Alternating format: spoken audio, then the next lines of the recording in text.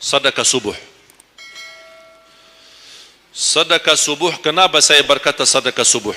Bukan berarti tidak boleh sedekah di waktu yang lain. Semua sedekah boleh di setiap waktu dan setiap saat, hari Jumat maupun selain hari Jumat.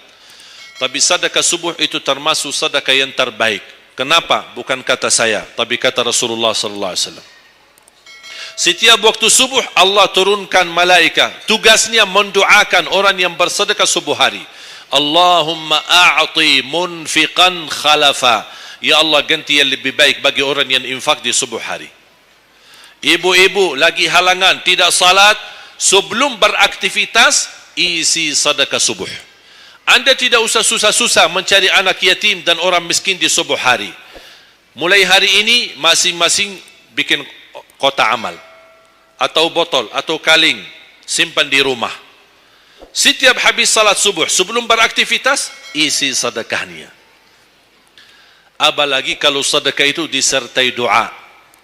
Begitu Anda sedekah, sebutkan hajatmu. Ya Allah, dengan berkah sedekah ini, ya Allah, saya ingin nikah. Mudahkan jodoh. Nikah lagi juga boleh doa, tidak apa-apa. Ada yang sedang melamar kerjaan, Anda isi, wallahi dahsyat, amalan ini wallahi dahsyat, manfaatnya banyak untuk menyembuh penyakit, menabulkan hajat, memudahkan urusan, dan tidak pernah saya sampaikan amalan ini, semua alhamdulillah berhasil mendapatkan hajatnya. Begitu Anda isi, doa, ya Allah, dengan berkah sedekah ini mudahkan lamaran kerjaan saya. Ya Allah, dengan berkah sedekah ini mohon titipkan pahalanya untuk kedua orang tua saya. Kalau ada yang merasa dirinya suka marah, suka emosi, ya Allah, dengan berkah sedekah ini tenangkan hati dan jiwa saya agar tidak emosi lagi. Ya Allah, dengan berkah sedekah ini karuniai kepada aku anak penghafal Al-Quran. Bu, jemaah sekalian, saya berkeluarga 12 bersaudara, timnas. Dan kami sudah memang sudah disusun satu lusin 12 ini mempersiapkan kalau timnas kita belum mampu membawa juara, insyaallah kami sekeluarga siap mengganti timnas. Alhamdulillah dari saudara saya 12 ini 10 penghafal Al-Quran. Tapi orang tua saya awam, percaya enggak? Orang tua saya bukan ulama, bukan kiai, bukan ustaz. Ayah saya belajar kelas 3 SD. Ibu saya tidak pernah masuk sekolah sama sekali. Sampai usia 40 tahun masih buta huruf, tidak bisa baca Quran. Tapi Allah berikan karunia keturunan penghafal Al-Quran.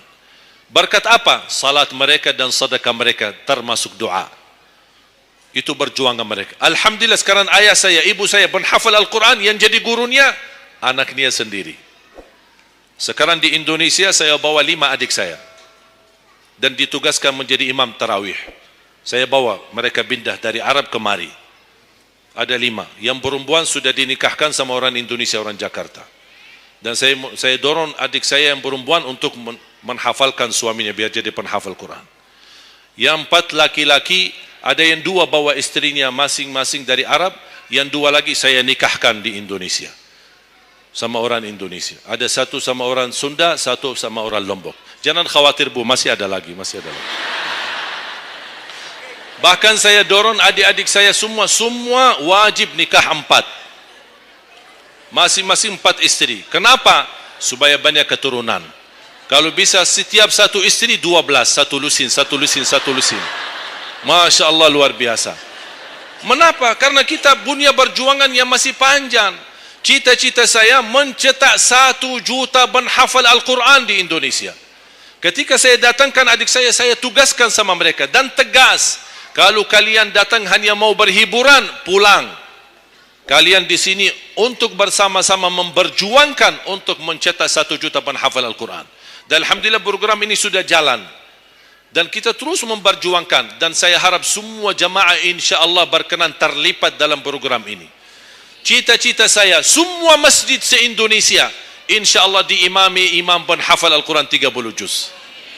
Bahkan lebih hebat lagi cita-cita saya, insyaAllah saya yakin akan terjadi.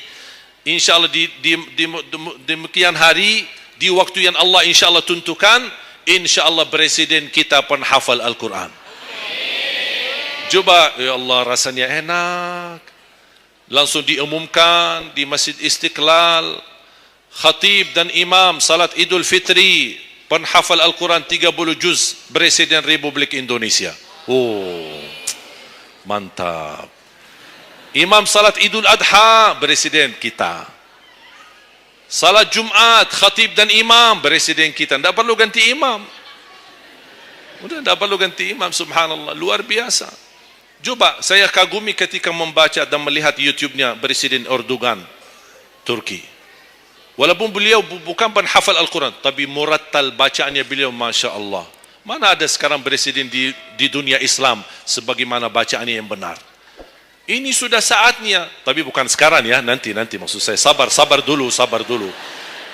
Nanti jadi kacau nanti, semua, sabar dulu. InsyaAllah ada waktunya, InsyaAllah. Mulai dari sekarang kita ayo bersama-sama mempersiapkan untuk kalau anda gagal menjadi penghafal Al-Quran, jangan gagal anakmu, cucumu, generasi yang ini semua. Kita melihat, saya bangga. Kenapa saya semangat untuk mencetak 1 juta penghafal Al-Quran? Itu berkatnya acara Hafiz Indonesia. Nonton kan acara Hafiz Indonesia? Nangis ya?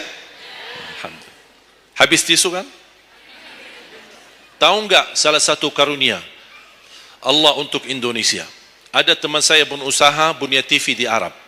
Beliau ingin membuka dan membuat acara Hafiz Indonesia versi Arab, tapi gagal. Kenapa? Karena tidak menemukan jumlah yang banyak penghafal Al-Quran di bawah usia 10 tahun. Hanya Indonesia saja. Malaysia kalah, Indonesia saja. Di bawah 10 tahun. Dan sayang sekali memang anda yang nonton acara Hafiz Indonesia, anda nonton acara yang sudah jadi, tapi anda belum tahu apa yang kami berjuangkan di belakang layar. Sebelum acara Hafiz Indonesia 4 bulan bekerja keras, sambil tim turun ke lapangan, ke desa-desa, kampung-kampung, ke pulau-pulau untuk menumbulkan dan mendatangkan, menghadirkan para penghafal Al-Quran. Ketika dibawa di Jakarta 2 bulan berturut-turut kami didik mereka. Yang awalnya pemalu, awalnya ada yang mohon maaf kencing di celananya sendiri, saking tidak berani, takut. Alhamdulillah sekarang menjadi mereka pemberani. Bahkan mereka berlumba-lumba azan subuh. Mereka berlumba-lumba membangunkan sesama saudaranya. Sama-sama tertib, makan. Kita menghadirkan doktor kesihatan, kita menghadirkan doktor psikologi jiwa untuk menjaga perasaan mereka selama 2 bulan. Didampingi kadang-kadang ibu mereka, didampingi kadang-kadang ayah-ayah mereka. Dan semua rata-rata sepakat orang tua mereka, tidak pernah kami merasakan bangga memiliki anak sebagaimana kami melihat perjuangannya di Hafiz Indonesia. Dan alhamdulillah begitu selesai acara Hafiz Indonesia, kami tidak tinggalkan mereka. Kami terus kawal, kami terus pimpin. Dan alhamdulillah mereka di kampung masing-masing sudah membangun rumah tahfiz. Ada yang membangun pesantren untuk mencetak dan melahirkan jumlah yang banyak penghafal Al-Quran. Dan ini perjuangan luar biasa. Tidak mudah. Berapa biaya yang dikeluarkan. Dan mohon maaf, belum ada sponsor yang bisa mensponsori kita dan membayar full untuk kita. Kita terus bekerja keras. Dan alhamdulillah masih Allah hantarkan kepada kita orang yang dermawan, orang yang baik, yang berduli dengan dan mencintai Al-Quran. Allah anugerahkan. Wallahi menurut saya, saat ini, zaman ini, sedekah yang terbaik dan yang termulia, semua apapun yang terkait dengan Al-Quran, itulah yang termulia. Makanya boleh anda ketika anda bersedekah, jangan lupa disertai doa. Di antaranya anugerahkan ya Allah Indonesia menjadi negara Al-Quran. Tapi tolong fokus. Kalau anda isi sedekahnya, tolong disesuaikan. Jangan isi sedekahnya koin, teng, tapi doanya sampai terbit matahari. Tidak ada malunya. Kata Allah, koin-koin aja sedekahnya, doanya dah habis-habis. Hajatnya panjang, lebar. Malu kita. Bukan Allah tidak bisa. Allah maha bisa menabulkan hajat. Tapi kita malu sama Allah. Kok cuma bikin teng, ya Allah, ya Allah, ya Allah, panjang. Fokus. Kalau usulan saya, 1 sedekah, 1 hajat. 1 sedekah, 1 hajat. Dan insya Allah akan anda melihat manfaatnya. Mudah-mudahan semua yang hadir insya-Allah menjadi keluarga besar 1 juta penghafal Al-Quran. 1 juta mencetak penghafal Al-Quran. 1 juta keluarga Al-Quran yang insya-Allah akan membangun generasi baru yang membawa Indonesia menjadi baldatun thayyibatun wa rabbun ghafur, dan di masa yang akan datang insya-Allah Indonesia menjadi lebih baik. Amin ya rabbal alamin. Barakallahu fikum. Terima kasih, semoga bermanfaat. Kurang lebihnya mohon maaf. Mungkin ada panitia ingin menyampaikan selanjutnya. Wallahu a'lam. Subhanakallahumma bihamdika asyhadu an la ilaha illa anta astaghfiruka wa atubu ilaik. Wassalamualaikum warahmatullahi wabarakatuh.